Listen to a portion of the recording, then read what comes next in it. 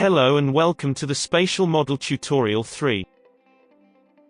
The current video is about getting acquainted with the Spatial Model main menu.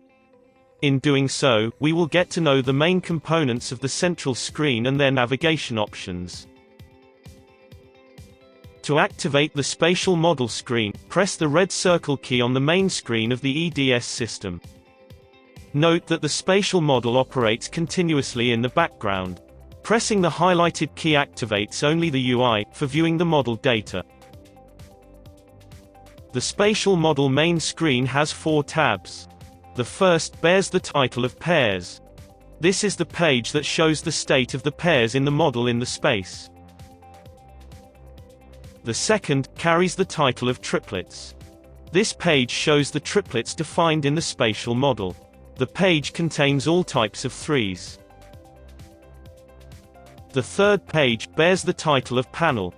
It contains the pairs in the system in a more detailed view. The fourth page bears the title of Alarms. It displays the current alerts in the system. Below the pairs table is the filter area. Fields in this area allow filtering of the displayed list. There are 4 filters in this area. The first allows filtering the list according to the distribution of the spatial model given regions. The second allows you to filter the list according to the type of measurement. The third lets you filter the list according to the source station name.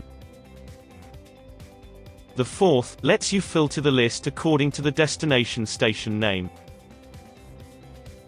For filtering, select the value and mark the field above the filter.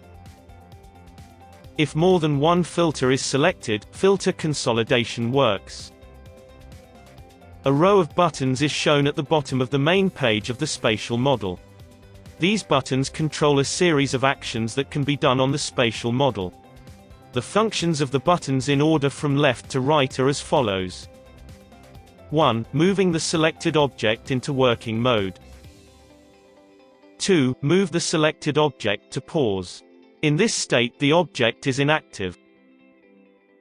3. Run a model edit window. 4. Refresh display list.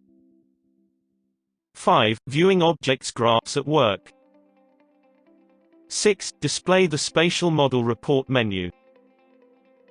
7. Export and save model data to statistics file. 8. Define a new object. 9. Define a schedule for network regimes. The spatial model status bar appears at the bottom of the page. This row contains information about the total number of models that are active. Some did learn in the last round of the server. Some made predictions. Some active pairs. A couple of triplets. And the state of the spatial server. On the right side of the screen there are switches that allow you to stop updating the screen. Or choose to display only run mode models. There is a button below the switches that allows you to view the simulation screen. A clear explanation of the simulation screen will be provided in another tutorial. We hope that this tutorial was helpful. If you have any comments, please update in our website.